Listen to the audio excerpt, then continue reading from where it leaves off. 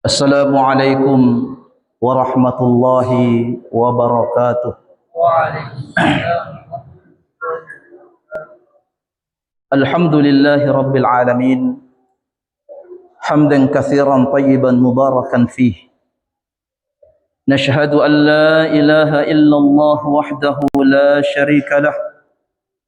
Iyyahu na'budu wa iyyahu nasta'in. ونشهد أن محمدا عبده ورسوله المبعوث رحمة للعالمين.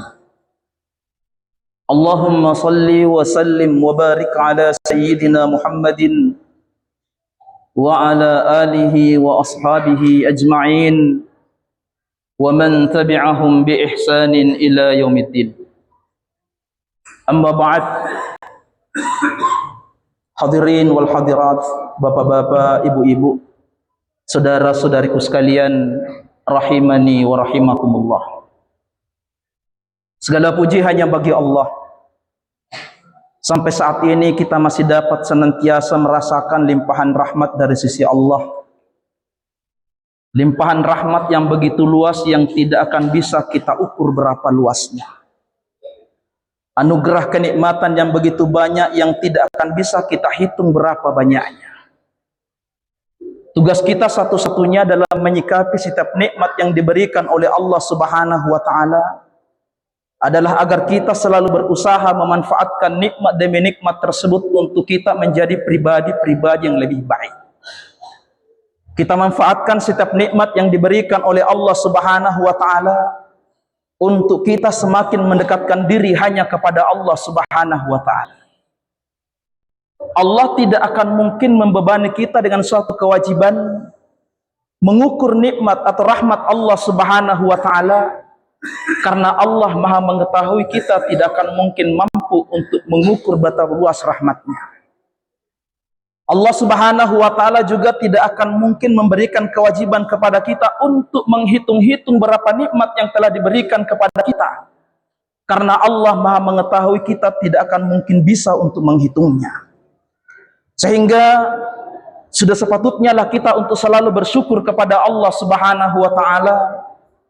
Bersyukur bukan hanya sekadar pandai memperfasih lidah dengan memperbanyak kalimat alhamdulillah, tapi lebih daripada itu kita bersyukur kepada Allah Subhanahu wa taala dengan cara melaksanakan setiap perintah-perintah Allah Subhanahu wa taala dan menjauhi larangan-larangan Allah Subhanahu wa taala. Tak bosan-bosannya kembali kami nukilkan pernyataan Al-Imam Abu Hazim rahimahullahu ta'ala, kullu ni'matin la tuqarribu minallahi fahiya baliyatun.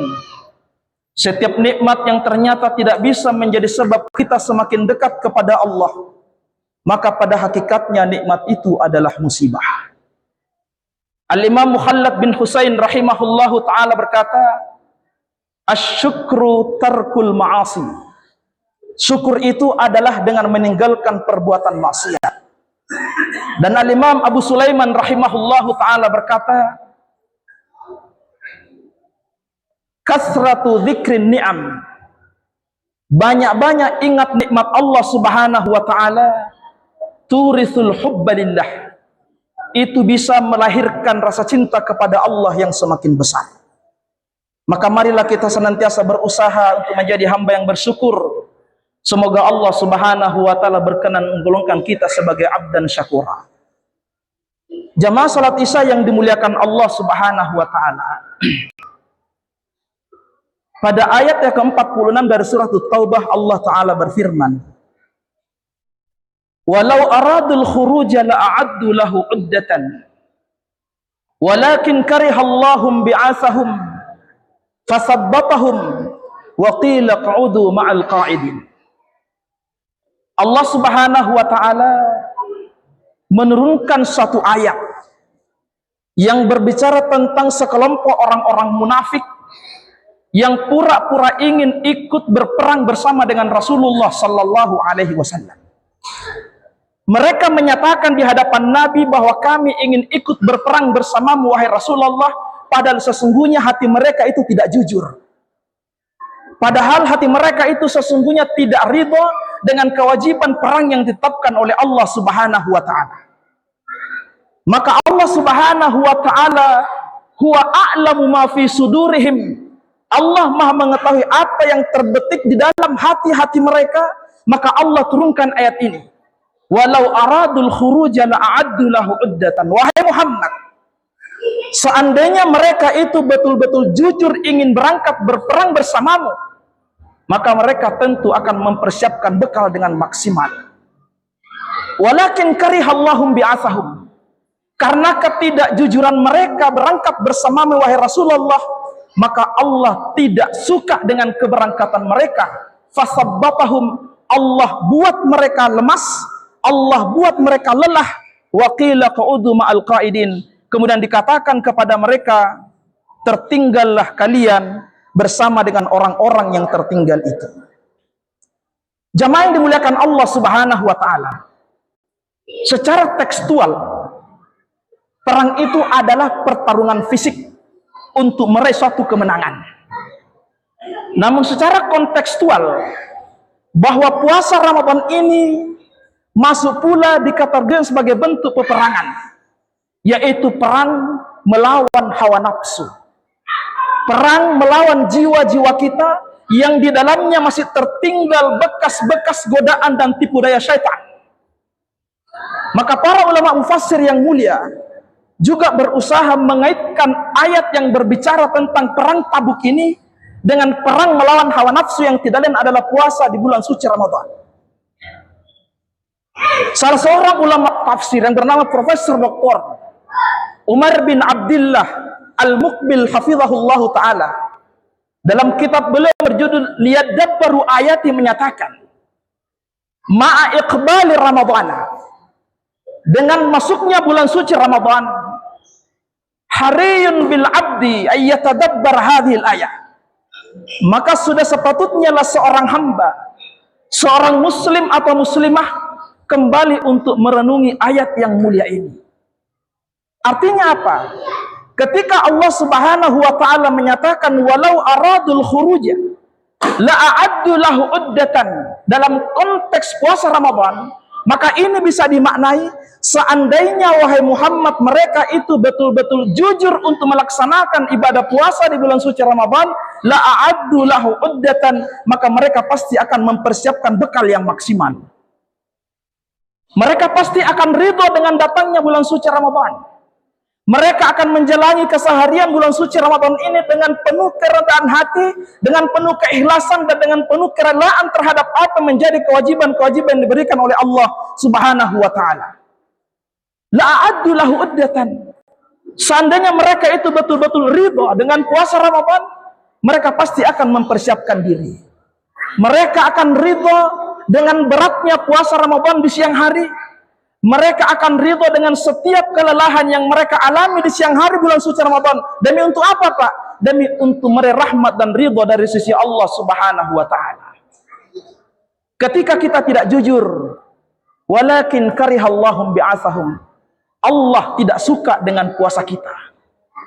Allah tidak suka dengan setiap ibadah yang kita kerjakan dalam keadaan tidak ikhlas, dalam keadaan tidak ridho. Allah tidak suka apabila kita mengerjakan suatu kewajiban-kewajiban yang telah kita ketahui secara daruri, kita lakukan dengan cara yang malas, dengan penuh ketidakikhlasan, dengan ketidakridhaan dengan ibadah-ibadah tersebut, maka Allah tidak suka dengan ibadah kita tersebut. Fasabbatahum, maka Allah akan membuat kita lemah. Dalam keseharian kita Bapak Ibu, muak si mata nisa-nisa dingiloyo ma puasa. Si mata memo itu ibu, itu ada tanda ciri-ciri bahwa Allah Subhanahu wa taala tidak siap menerima puasa kita. Karena orang yang diterima puasanya oleh Allah adalah mereka yang ridha, mereka yang betul-betul rela melaksanakan kewajiban mereka kepada Allah Subhanahu wa taala. Maka seseorang yang betul-betul ikhlas melaksanakan kewajibannya kepada Allah, maka setiap momen-momen kebaikan yang ada di dalam bulan suci Ramadan ini akan mereka manfaatkan dengan sebaik-baiknya. Di antaranya adalah mereka akan selalu berusaha mencari momen-momen, waktu-waktu di mana doa-doa mereka mustajab di sisi Allah Subhanahu wa taala. Di antara waktu mustajab itu jamaah yang dimuliakan Allah Subhanahu wa taala,